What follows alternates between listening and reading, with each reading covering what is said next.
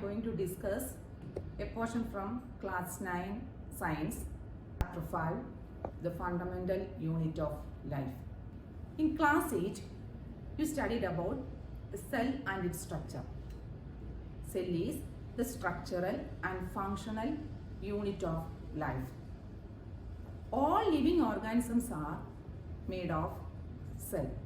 So cell is the structural and functional unit of life. Cells were discovered by Robert Hooke in 1665. He took a thin slice of cork and observed it under a microscope. He saw that a number of compartments joined in the form of a honeycomb-like structure. These compartments he named as cells. We can do an activity. Take a peel of onion cell, mount it on a glass slide and add a drop of stain. Observe it under a microscope. Then we can see a structure like this. And these structures are the building units of onion bulb. And these structures are onion cells.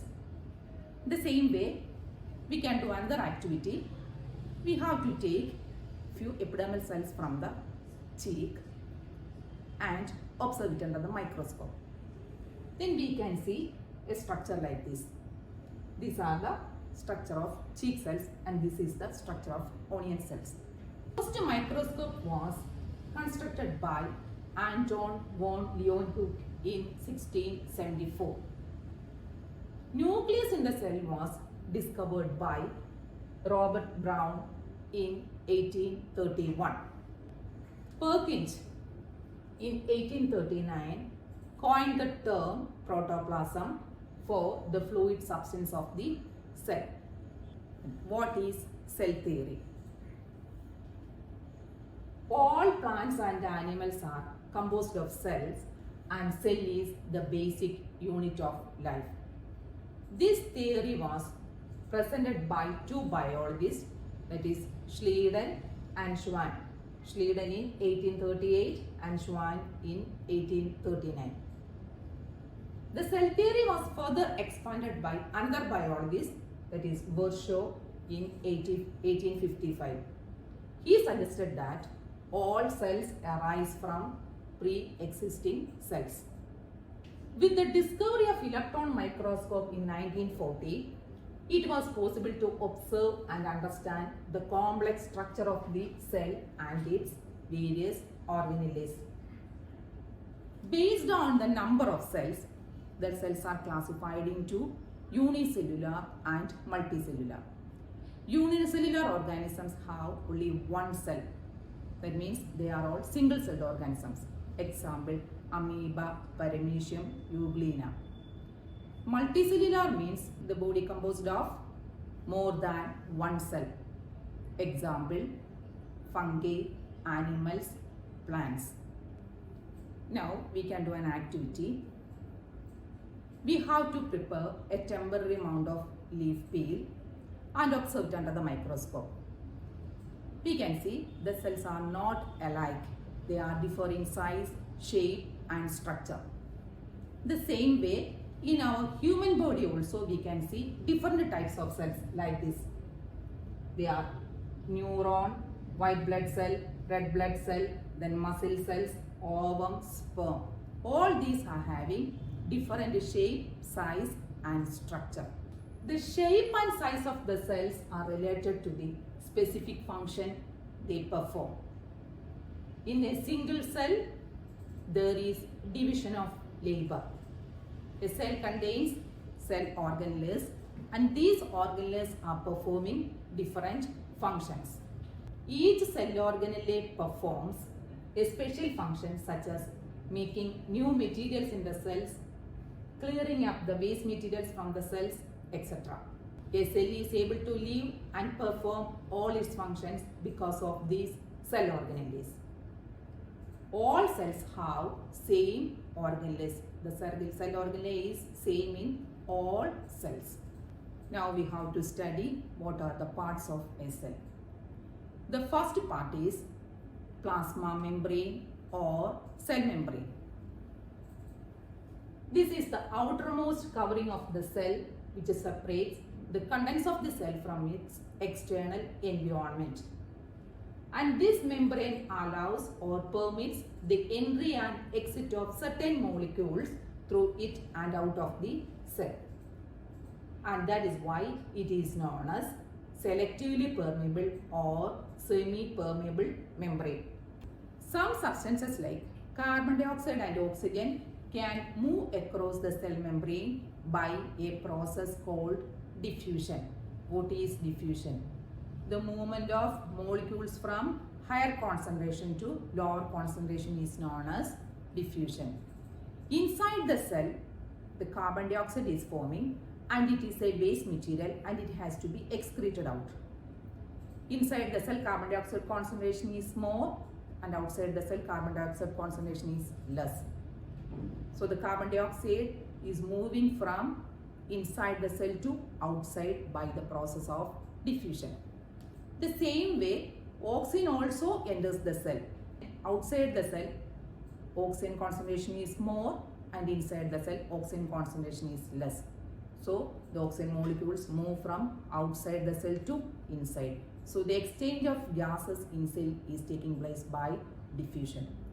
Water also obeys the law of diffusion. The movement of water molecules through a selectively permeable membrane is known as osmosis.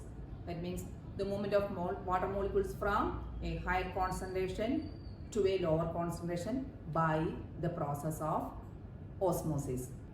What will happen if you are putting a plant cell or animal cell in a solution of salt or sugar? If we put an animal cell or a plant cell into a solution of sugar or salt solution, any one of the following three will happen.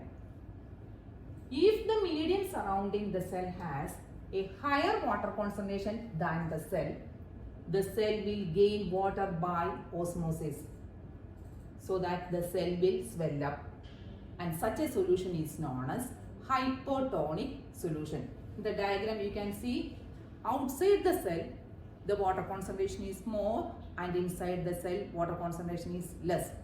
Water moves across the cell membrane and more water will enter into the cell so that the cell will swell up. Such a solution is known as hypotonic solution. If the medium has exactly the same water concentration as the cell, there will be no net movement of water across the cell membrane. The cell will stay the same size.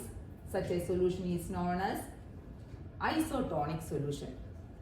Here you can see the diagram of isotonic solution. Inside the cell and outside the cell, the water concentration is same.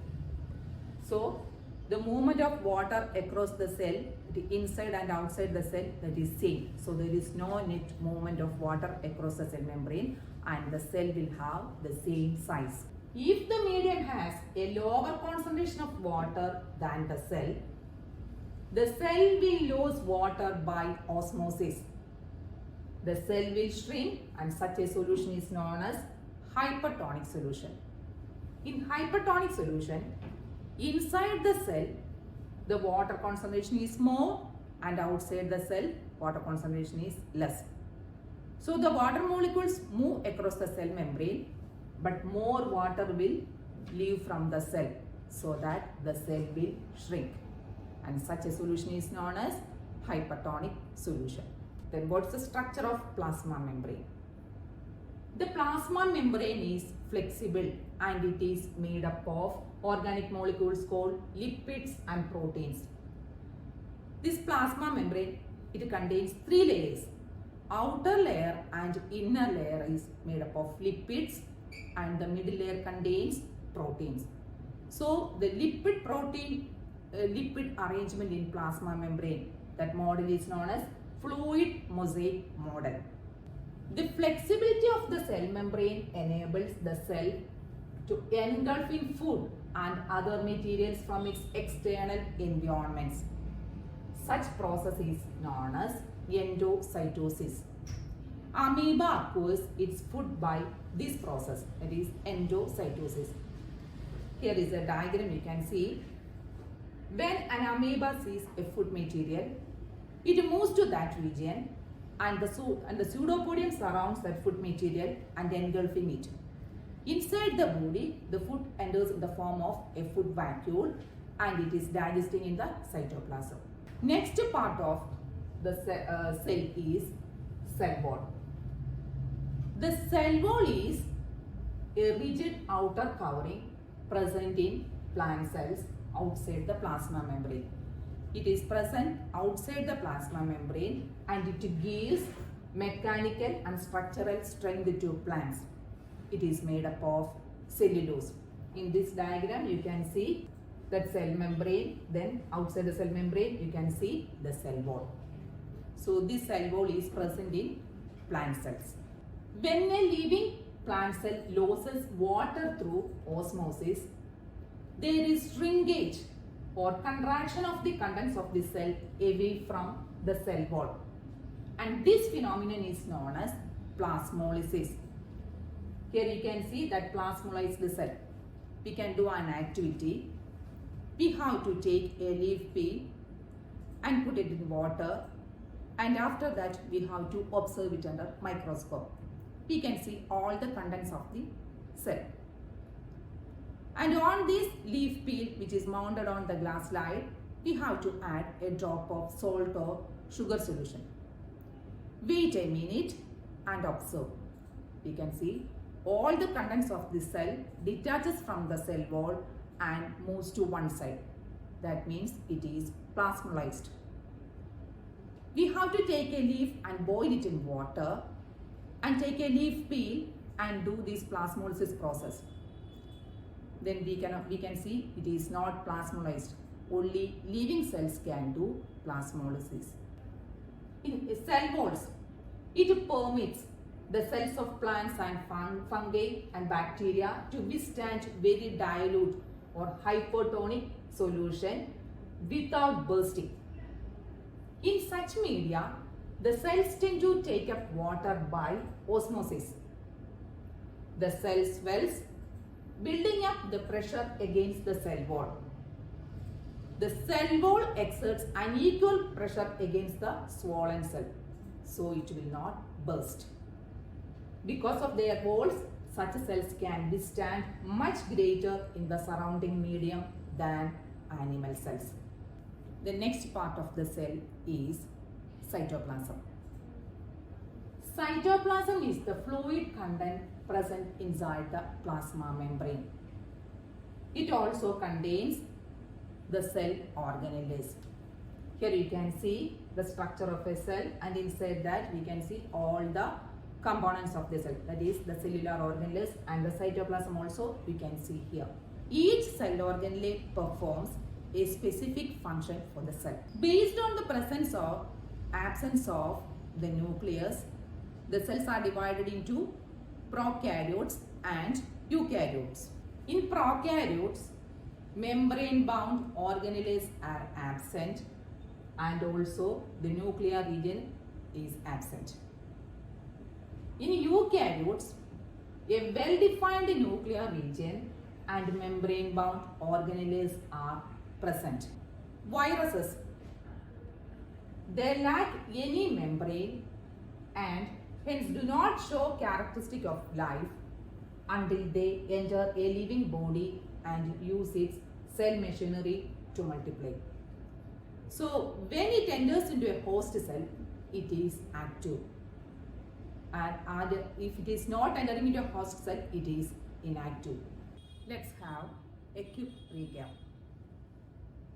We studied about what's a cell, who discovered the cell, then what is cell theory, then what are the parts of a cell, what's the structure of a plasma membrane, what will happen to a cell if it is kept in hypotonic, isotonic and hypertonic solution, then what is cell wall, what is cytoplasm and what are the components of cytoplasm, what's the difference between prokaryotes and eukaryotes. Let me conclude. Thank you.